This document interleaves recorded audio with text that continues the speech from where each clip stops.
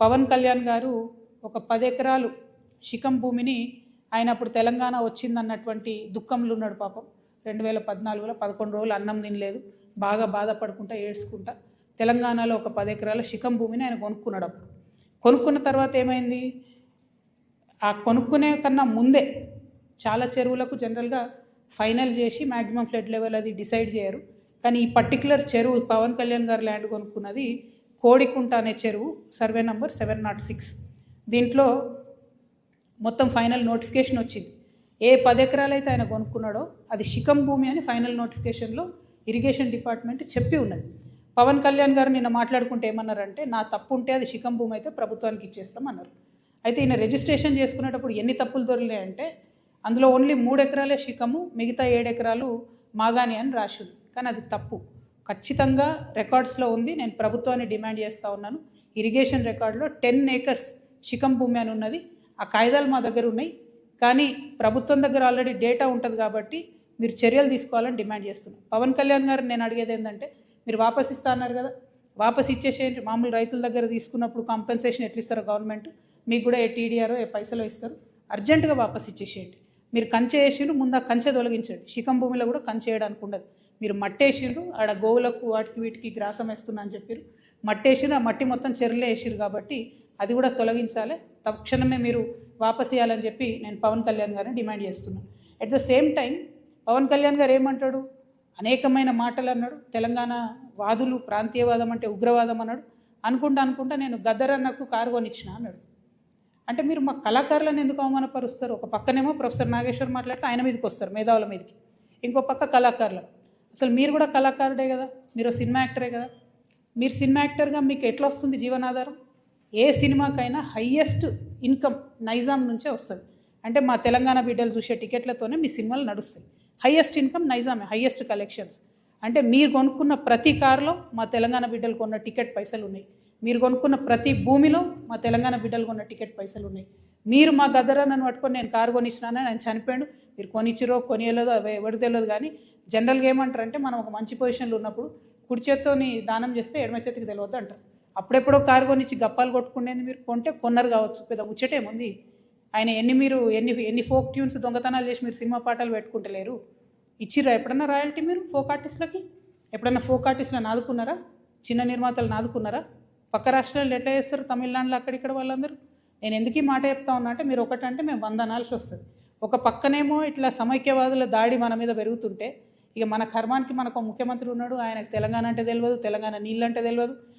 మేము ఎంటబడి కొట్లాడి మా పార్టీ పెట్టినాక కరెక్ట్ వారం లోపల పాలమూరు రంగారెడ్డిలో పెద్ద సభ పెట్టి, మన నీళ్ళు పోతున్నాయో మొత్తం ఎత్తుకపోతున్నారు ఆంధ్రోళ్ళు, మీరు ఏమైనా చేయండి అని లొల్లి పెడితే, నిన్న ముఖ్యమంత్రి గారు పోయి 2 రోజులు ఫస్ట్ టైం పాలమూరు బిడ్డ అయి ఉండి 30 నెలల నుంచి ఆయనకు తీరిక దొరకలేదట. నిన్న ఫస్ట్ టైం పోయి పాలమూరు ప్రాజెక్టుల మీద రివ్యూ చేసి ఏం మాట్లాడతాడు ఆయన?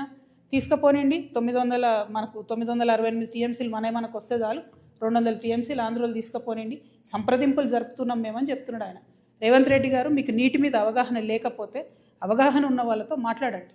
వాళ్ళ ఆంధ్రోలు 200 టీఎంసీలు తీసుకుపోయిన తర్వాత రేపు పొద్దున హైదరాబాద్ నగరానికి పెరుగుతున్నటువంటి భవిష్యత్ అవసరాలకి కృష్ణా నీళ్ళు సరిపోవు, గోదావరి మనకు దిక్కు. నేను రేవంత్ రెడ్డి గారిని డిమాండ్ చేస్తూ ఉన్నా, మీరు కనుక బనకచెర్ల ప్రాజెక్టు కానీ ఇంకో ప్రాజెక్టు కానీ వాళ్ళు 200 టీఎంసీలు తీసుకుపోండి అంటే, గోదావరిలో మనకు అడగండి అదనంగా 200 టీఎంసీలు. ఇప్పుడు 968 మనకు హక్కుభుక్తంగా ఉంది, 968 + 200 అడగండి. మీరు అడిగేంత వరకు మీరు బనకచెర్ల మీటింగ్ అటెండ్ అయినా కూడా మీరు తెలంగాణకు ద్రోహం చేసిన వాళ్ళే అవుతారు. మన భవిష్యత్తు నీటి అవసరాలన్నింటినీ కూడా పాతరేసిన వాళ్ళే అవుతారు. మీరు నేను మాట్లాడుకుంటా ముఖ్యమంత్రి గారు అంటారు, అబ్కి బార్ కాంగ్రెస్ సర్కార్ అంట. కూర్చునే యువత ఆఖరి బారే ఏ కాంగ్రెస్ సర్కార్, ఆఖరి బార్ కాంగ్రెస్ సర్కార్. కాంగ్రెస్ పార్టీ ఇంక 20 ఏళ్ళు తెలంగాణలో రాకుండా తెలంగాణ మీద, తెలంగాణ వాదం మీద, తెలంగాణ వనరుల మీద, తెలంగాణ భూముల మీద బందిపోట్లు పడ్డట్టు పట్టుకొని దోసుకొని తింటా ఉన్నారు మీరు, మీ కుటుంబ సభ్యులు, మీ ఎమ్మెల్యేలు. నిజంగా ఘోరమైందంటే, ఈ దోపిడీకి అప్పుడు బీఆర్ఎస్ పార్టీలో దారులు ధరిస్తే, కిటికీలు ధరిస్తే, ఇప్పుడు వీళ్ళు తలుపులు తెరిచి ఏకంగా దోసుకొని పోతున్నారు. అప్పుడు కేటీఆర్ పాలనే నడిచింది, ఇప్పుడు కేటీఆర్ పాలనే నడుస్తుంది. అప్పుడు కేటీఆర్ అంటే ఏంటంటే కేసీఆర్ గారు, తన్నీర్ హరీష్ రావు గారు, రామారావు గారు. ఇప్పుడు కేటీఆర్ అంటే ఏంటంటే కొండలరెడ్డి, తిరుపతి రెడ్డి, రేవంత్ రెడ్డి. ఇప్పుడు సేమ్ పరిపాలన నడుస్తుంది తప్పితే వేరే ఏం మారలేదు. దోపిడీ మారలేదు, పెరిగింది, రాచబాట పట్టింది దోపిడీ. ఈ 1,00,000 కోట్ల కాంగ్రెస్ దోపిడీని ఖచ్చితంగా ఆపుతాం. ఆ 1,00,000 కోట్ల తెలంగాణ భూమిని కాపాడుకొని తీరుతాం. ఎట్లయితే వెలుగుమట్లలో పేద ప్రజల భూములు కాపాడినామో అట్లనే తెలంగాణ వ్యాప్తంగా ఉన్నటువంటి అన్ని జిల్లాల్లో మీ దోపిడీని గమనిస్తున్నాం, ఎవరు గమనిస్తలేరు అనుకోవద్దు. ఖచ్చితంగా మా వనరులను మేము కాపాడుకుంటాం. సీరియల్ లెక్క ఈ 1,00,000 కోట్లు ఎక్కడెక్కడ దోపిడీ చేస్తారో చెప్తా నేను. ఇవాళ ఈ లేక్ను మళ్ళీ ఒకసారి చూపించాలి దయచేసి. Thank you. జై తెలంగాణ.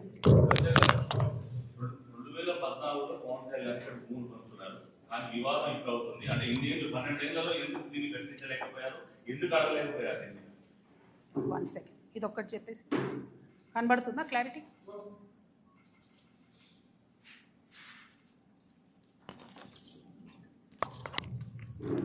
పవన్ కళ్యాణ్ కానీ ఎవరు కానీ భూములు కొనుక్కున్నా, అది రిజిస్ట్రేషన్ చేసుకున్నా, వాటి ఫైనల్ డీటెయిల్స్ తెలిసేంత వరకు మీకు తెలిసి నేను ఎక్కువ మాట్లాడను. నేను ఈ వివాదం వచ్చిన తర్వాత పర్టికులర్లీ పవన్ కళ్యాణ్ భూమి గురించి వాస్తవానికి నేను మాట్లాడలేదు. చాలామంది తెలంగాణ వాదులు తీసి ఇంటర్నెట్లో పెట్టిన తర్వాత అదేంది అని నేను డీటెయిల్గా తీసుకుంటే ఆ డీటెయిల్స్లో వచ్చింది ఏంటి అంటే అన్ని లేక్స్ లాగా కాకుండా ఈ లేక్కి ఫైనలైజేషన్ అయిన తర్వాత వారు కొనుక్కున్న 10 ఎకరాలు కూడా శిఖం భూమి అని తెలుస్తుంది. కాబట్టి ఆయనే అన్నారు కదా, శిఖం భూమి అని తెలిస్తే వాపస్ ఇస్తాను, వాపస్ ఇవ్వమని మేము డిమాండ్ చేస్తున్నాం అంతే. ఏమో తెలంగాణ ఇది బరాబర్ మా జాగిరే కదా, తెలంగాణ ప్రజల జాగిరే కదా. పవన్ కళ్యాణ్ జాగిర్ అయితే కాదు కదా, పవన్ కళ్యాణ్ వాళ్ళ ఫాదర్ జాగిర్ కాదు కదా, మా జాగిరే కదా. మేము కదా కొట్లాడింది తెలంగాణ కోసం. ఇట్లాంటి వాళ్ళందరినీ ఎదిరించి కొట్లాడినాం కదా. పవన్ కళ్యాణ్ అయితేంది, వాళ్ళ అన్న అయితేంది, మొత్తం వాళ్ళ ఆంధ్ర సంతతంతా వచ్చి కొట్లాడితే కూడా తెలంగాణ బిడ్డరు ఏదో చిన్న చీమలైన పెద్ద పామును బట్టి సంపుతాయన్నట్టుగా అంత పెద్ద ఆంధ్ర విషకూరల నుంచి తెలంగాణను బయటికి తెచ్చుకున్నాం కదా. ఏం ఊరుకోము అంటే కొట్లాడినాం, మేము కడుపు కట్టుకొని కొట్లాడినాం కాబట్టి ఖచ్చితంగా కోపం వస్తుంది, ఖచ్చితంగా ఆవేశం ఉంటుంది. ఇక్కడ మీరు వచ్చి రాజకీయాలు చేస్తామంటే మాత్రం ప్రజలు ఓడిస్తారు ఖచ్చితంగా. ఇప్పుడు రాజ్యాంగం చెప్పింది కాబట్టి ఎవరైనా ఎక్కడన్నా పోటీ చేయొచ్చు అనేదానికి ఇబ్బంది ఏం లేదు. కానీ నాడు కట్టుకోండి, అక్కడ ప్రజలను బాగా చూసుకోండి, అక్కడ ప్రజలకు హెల్ప్ చేయండి, అక్కడ పేద ప్రజలకు పనులు చేయండి. అవన్నీ ఇట్సబెట్టి వచ్చి మా మీద పడి ఎందుకు? ఇక్కడ లేరా మా నాయకులు మస్తు మంది ఉన్నారు కదా. మేమే ఎవరెవరం గెలుస్తాం, మేమే ఎవరెవరం చేసుకుంటాం. మా వాళ్ళు చేయగలిగినంత మేము చేసుకుంటాం, మేము బాగుపడతాం. Thank you.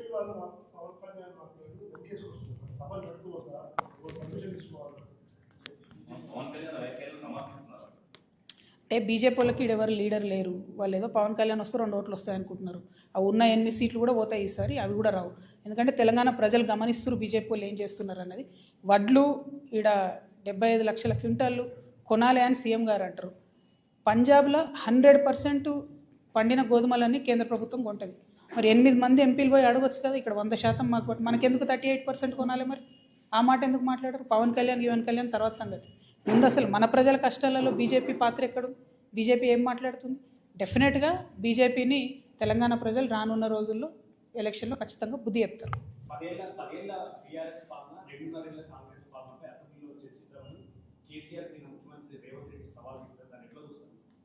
ఏమొస్తుందండి? ఇంతకుముందు వాళ్ళు సవాళ్ళు వేసుకున్నారు. ఒకసారి ఒక ఆయన వస్తే ఇంకొక ఆయన రాడు, ఇంకోసారి ఇంకొక ఆయన వస్తే ఇంకొక ఆయన రాడు.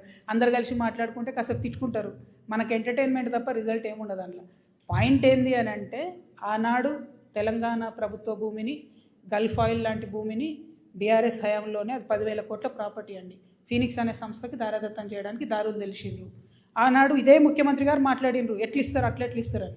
ఇవాళ ఆయన్నే ఇంకొంచెం మంచిగా మార్గం సుగమం చేసి ఆనాడు 50 ఎకరాలు రిజిస్ట్రేషన్ అయితే ఈయన ఇంకా ఇవాళ 100-150 ఎకరాలు మిగతా ఉంది, దాంట్లో ఇంకో 200 ఎకరాలు లేదు. అది మొత్తం ఈయన ఇవ్వడానికి ఈయన దారులు తెరిచింది. మేము మాత్రం 1 ఇంచు తెలంగాణ జాగా కూడా పోనీయము. ప్రభుత్వ భూమిని రక్షించేటటువంటి బాధ్యత తెలంగాణ రక్షణ సేన తీసుకుంటాం.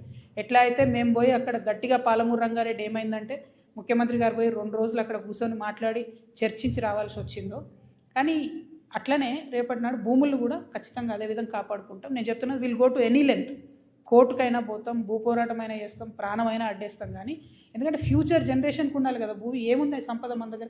ఉన్న భూమి అంతా అమ్ముకుంటే 1,00,000 కోట్ల భూమి ప్రైవేట్ వాళ్ళ చేతులకు పోతే ఫ్యూచర్ ఎట్లా? మనకు తెలంగాణకు ఆస్తులు ఎట్లా, వనరులు ఎట్లా? డెఫినెట్గా వాటి కోసం ఫైట్ చేస్తాం.